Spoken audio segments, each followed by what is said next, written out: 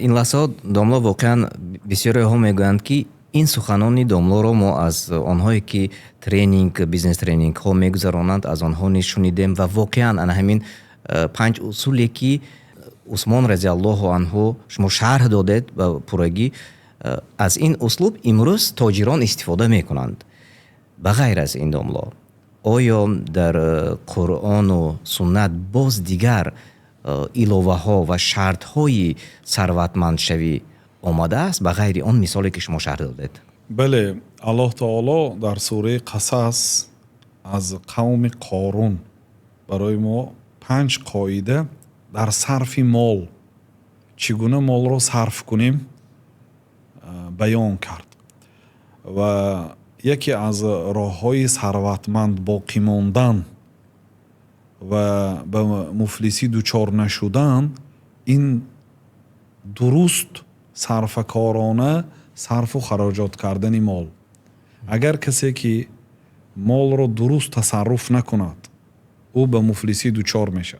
یک پولدار یک وقتی گفته بود که از پول کار کردن هم صرف کردنش دشوار. یک همونجا آدمی که نشسته بود که پول باشد صرف کردنش آسان گفته، نه گفت خطا میکنی. واقعا درست گفتم اون پولدار. برای آنکه ما یک شخصی را دیدم که بعد وفات پدرش هم آبرو داشت، هم مال و ملک داشت و این فرزندش به وظیفه هم گران داده بود، این هم آبرو داشت، مال داشت، همه چی داشت.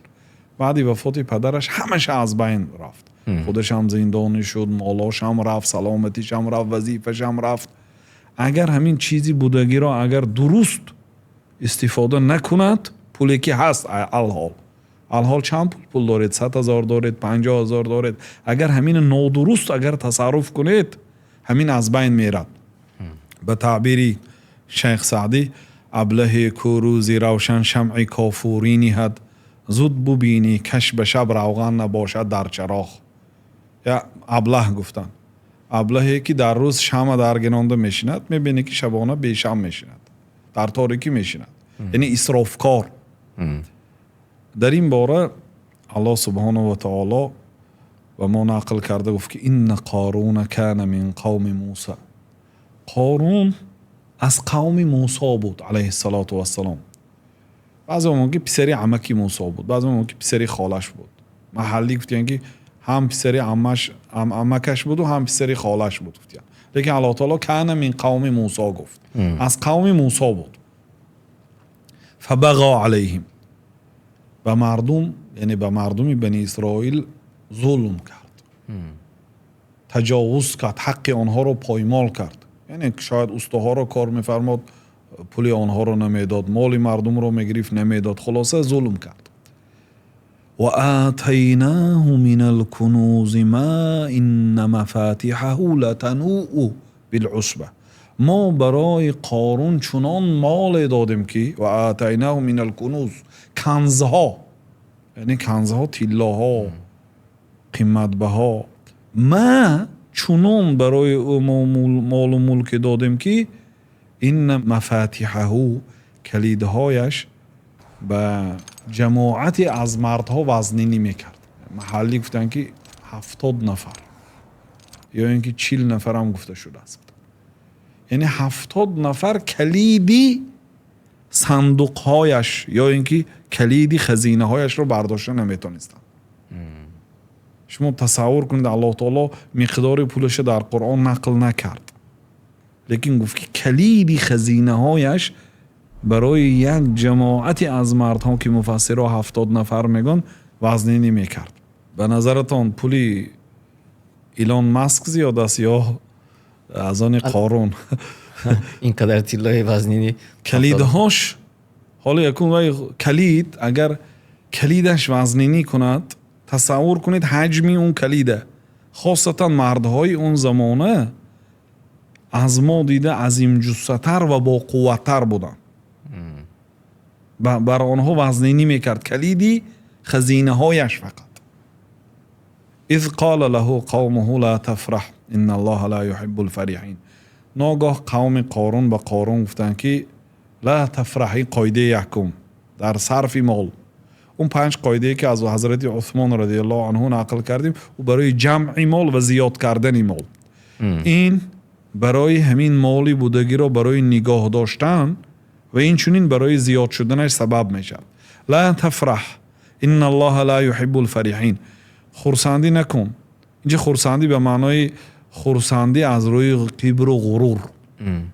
اما هم تو آدم خرسند شود به نعمتهای الله تعالی هیچ گپی ندارد. مغرور نشو. ان الله لا يحب الفرحین. الله تعالی آنهایی که از روی کبر و غرور مغرور هستند، خرسند میشوند، اینها را دوست نمیدارد.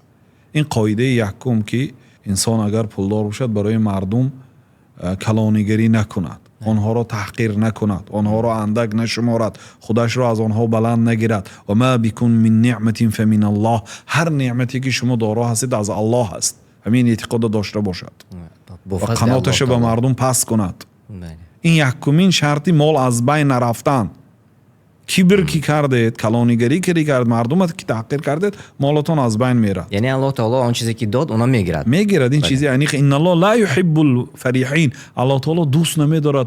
شما تصور کنید اگر جزا ندهدم، اگر دوست ندارد بس است. اگر الله تعالی شما دوست ندارد دیگه تمام.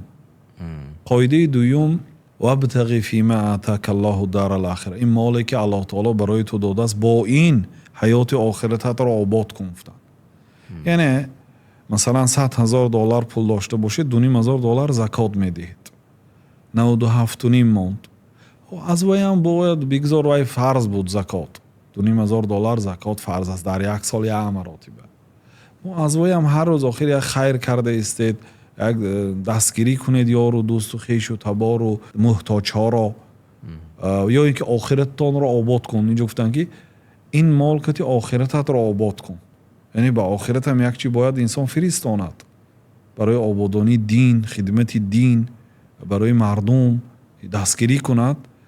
ببینید این از قومی قارون است، ولی لیکن این رو قرآن به ما نقل کرد.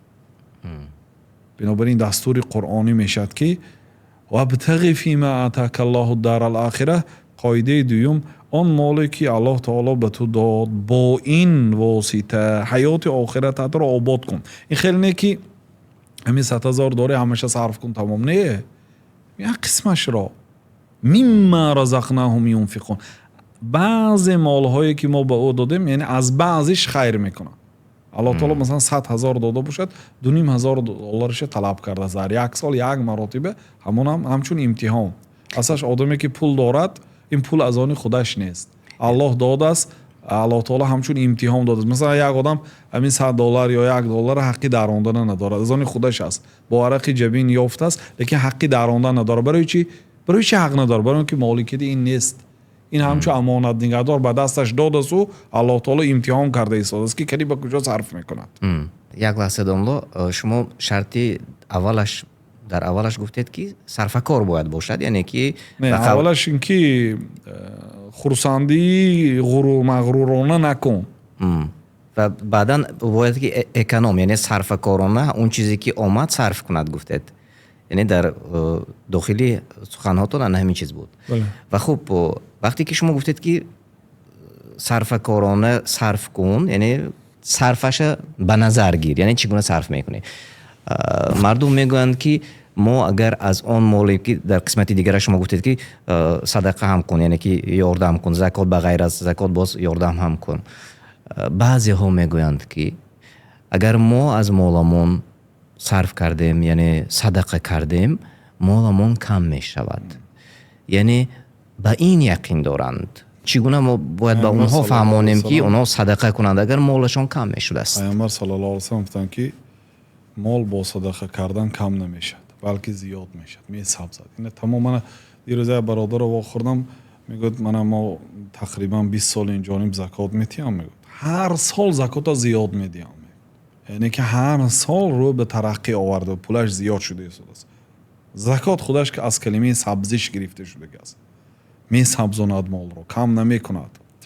و ما گفتیم که انسان اگر پول نادرست صرف کند مفلس میشد، به هیچی میماند. یک از بنی اسرائیل به شما نقل میکنم، پیامبر صلی الله علیه و سلم گفتن که و حدثوا عن بنی اسرائیل ولا حرج. از سخنهای بنی اسرائیلی ها نقل کنید هیچ گپی ندارد گفتن. در صحیح بخاری است. یعنی از سخنهای بنی اسرائیل نقل کردن ممکنه. بنابراین مفسرها در تفسیر ابن جریر طبری، ابن کثیر، حضرت قرطبی اینا در کتاباشون آوردن. یک ابن عباس رضی الله عنهما گفتن که یک مرد از بنی اسرائیل 3 دعای مستجاب داده شده است. الله تعالی برایش 3 دعای مستجاب داده است. یعنی 3 دعا کن قبول میشد. خرسند به خانه می بیاید، میگوید که الله تعالی برای من 3 دعا داد. بعد همسرش زنی بیزیب بود است. از شوهرش التماس کرده است که همون یک تشه به من تکفته است. یعنی از همین 3 شانس یک تشه برای من ده. گفته است مایلش چی میخواهی؟ گفته است که دعا کن که از همون 3 دعا به یک تش دعا کن که من خوشروترین زنهای بنی اسرائیل گردم. بعد دعا کرده است که الله همین زنی مرا خوشروترین زنهای بنی اسرائیل گردم. بعد اینکه زنک خوشرو شد شوهرش نخواسته است، یعنی مردهای دیگر خواسته است. بعد شوهرش غضب میکند و با اون 2 دیگه دعا هست که یک تشکتی دعا میکند که پروردگار این زنه به یک سگی عکاس زننده مبدل گردم. زن یک سگ شده است، شب و روز عکاس زنی فرزندا از تحقیری مردم شرم داشتین، آمده پدرشون التماس میکنن که پدر جان همین مادرمای به حالت اصلیشون برگردانید. بعد 3م دعا کتی دعا میکند که همین زن با حالت اصلیش برود. یعنی گوییم 3 میلیارد دلار همین خیلی در یک چند روز از بین بردن. یعنی اگر آدم پولی بودگی صرفه کرده نتوند، در 2 روز با همین من قماربازها یا غیر اینها در 2 روز دیگه میبینید که بانکرات. بنابراین صرفه کردن مال این مهم است. اون گپی مردم خطا است که پول باشد صرف کردنش آسان.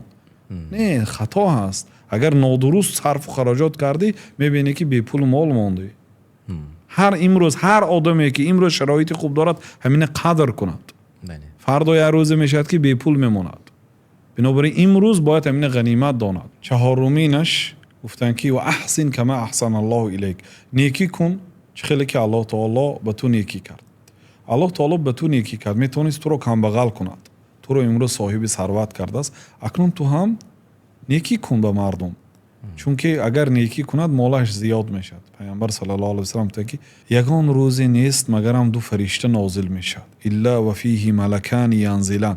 2 فرشته نازل میشد، فیقول احدهما، یکی آنها میگوید که اللهم اعط منفقا خلفا. ای الله به آدمی خیر کننده دستگشاد عوض ده. یکی از اون 2 فرشته دیگریش میگوید که ای الله به آدمی ممسک تلف ده. آدمی که پولش قپیده میایستد، ممسک یعنی قپیده میایستد، پول صرف نمیکند، برای تلف ده. یا ماشینش میزند $1000 پرید، یا جوش در میکند $500 پرید، لیکن $10 خیر نمیکند. و الله تعالی مالش هم خیر کرده از بین میبرد. بنابراین و احسن کما احسن الله الیک. نیکی کن از این مالهایی که الله تعالی به تو داده است، به مردم، به خلق الله تعالی نیکی کن چه خیلی که الله تعالی به تو نیکی کرده است. این هم یکی از جایهایی که شریعت امر کرده است که مالش رو بنده صرف کند. و چند اصول دیگر شما گفتید ذکر کرده داملو، اوناش هم شرح میدادید و عموما چند اصول دیگر هست که شما میخواهید به تماشابین رسانید؟ در همین آیت 5 قاعده برای تصرف مال آمده است. در 4مینش گفتن که ولا تنس نصیبک من الدنیا. نصیبت را از دنیا فراموش نکن.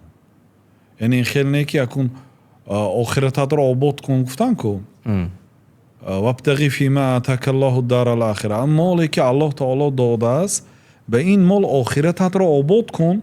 این خیلی نفهمد با یگان کس که همه پولم به آخرت صرف کنم. نه، ولا تنس نصیبک من الدنیا. نصیب خود را از دنیا فراموش نکن. بگذار لباسی زیبا داشته باشی، خانه خوشرو داشته باشی، مرکبی خوشرو، ماشینی خوب داشته باشد، بگذار طعامی خوب خورد، هیچ گپی ندارد. یعنی ممکن است که مسلمان چیزهای لباسی فسان خوشرو خریداری کند یا اینکه ماشینی خوب گیرد. یک صحابه پیامبر صلی الله علیه و سلم وقتی گفتن کسی کبر داشته باشد به جنت نمی‌دارد، مثقال ذره. گفت که یا رسول الله، یک مرد دوست می‌دارد که پای افضلاش خوشرو باشد، لباسهاش خوشرو باشد. اینم کبر است. گفتن که نه، گفتن ان الله جمیل یحب الجمال، الله تعالی زیبا هست، زیباگی را دوست می‌دارد. الکبر بطر الحق و غمط الناس، کبر این پایمال کردن حق و تحقیر کردن مردم اندک شماریدن، پس زدن مردم و حق قبول نکردن. یک آدم پیامبر صلی الله علیه و سلم دیدن که با دست چپ میخورد، گفتن که با دست راست خورد، گفت نمیتونم. گفت ما منعه الا الکبر، او را من نکرد با دست راست خوب شده است، گفته خوردم مگرم کبر. پیامبر صلی الله علیه و سلم دیگه لاستطعت، نمیتوانی. گفتن دیگر همین که تا روزی مرگش دستی راستش به دهانش برده نمیتونستگی شد. یعنی دعای بد کردند اینجا؟ نگو حالی دعای بد نکرده دستش و نمیتونم گفت، دیگه نمیتونستگی شد. یعنی این کبر، ما منعه الا الکبر، خوب شد است. یعنی حق اومد، حق به سرخم کردن نکن. بله. او سرخم نکردن، همین کبر است. لباس زیبا، خانه خوش رو داشته باشید کبر نیست. از مال حلال خودتون باشد مباح است. بله. یعنی از این گفته ها دیگر مردم مثلا ماشین های قیمت بها خریده و در نزد دیگر مثلا حق و همسایه ها و یار و دوستانش مثلا با اون چیزی که خریدند یا اینکه با اون چیزی که میپوشند مغرور نشوند. باز قاعده پنجم همین من میکند، ولا تبغی الفساد فی الارض، با این پول و مالی که الله تعالی به تو داد در روی زمین فسادکاری نکن. بعضی آدم $10 خیر نمیکند، لیکن برای کساد کردن تجارت یک روبروش همسایش مثلا ممکن $10,000 رسخات کند، صرف کند. و بعضی جاها خبر میرسوند که اینجا نابالغ کار کرده ایستاده است، اینجا یک کارگری غیر قانونی کار کرده ایستاده، خبر برده با بلباش پول داده، مقصدش که دکانش محکم کنن یا یک ضرری جدی رساند. این فساد کردن در روی زمین. غیر از این مثالای بسیار داره. اون آدمایی که میلیاردر هستند در سطح جهانی فسادکاری میکنن. مثلا پهن کردن بیماری های سپید، مثلا مخصوصا مثلا بیماری های سپید شدگی پول داده به یک کشوری مسلمان ها برده پهن کنیتون. برای این صرف و خراجات کلان در کار است. اینو پول دارن. ولا تبغی الفساد فی الارض، وقتی که الله تعالی برای تو مال و ملک زیاد داد، با مال و ملک در روی زمین فسادکاری نکن، ویرانکاری نکن. بعضی آدم ها $5 $10 نمیتید، لیکن برای یک آدم از وظیفش گرفتن یا براش یک مشکلی ایجاد کردن پولی کلان صرف میکند. این به همین میدارد که ولا تبغی الفساد فی الارض. امروز تو پول داری، یعنی با همین پول در روی زمین فسادکاری و ویرانکاری نکن. این کدام سوره و کدام آیتش سوره قصص آیت 76 77. یعنی انا همین آیت مخصوصا به همین گفته های شما آمده است، یعنی تفسیرش همین چیز در بر میگیرد. در تفسیر یک قاعده هست، العبرة بعموم اللفظ لا بخصوص السبب. عبرت به عموم لفظ است، نه به خصوص سبب. همین لفظ آیت عام است. ولی یک آیت گفتیم که یا ایها الذین آمنوا خذوا حذرکم، ای آنهایی که ایمان آوردید احتیاط خود را گیرید. او در جنگ آمدگی است. نه این آیت در جنگ آمدگی است، برای چی تو در تجارت ترجمه کردی؟ گفته نمیشه. این لفظش عام است، در همه جا استفاده کرده میشد. یا مثلا وقتی بیماری کووید برآمد، یکی از استادانمون را شنیدم که در خطبه جمعه میگفتن که در وقت خطر شریعت به خانه نشینی امر کرده است. گفتند و آیتی سوره نمل را مثال آوردن که قالت نملتون یا ایها النمل ادخلوا مساکنکم لا یحطمنکم سلیمان و جنوده. یا مرچه گفت که ای مرچه ها به خانه هاتون درآیید تا اینکه سلیمان و لشکرش حس نکرده شما رو نشکند، زیر کرده نشکند. گفت یعنی در حالت خطر لازم گرفتن خانه این امر شریعت هست. مثلا درست است که این به سلیمان و به همون زمانشان نازل شده بود مثلا، یا دیگه آیت درباره اونها، لیکن لفظش عام است، همه را در بر میگیرد.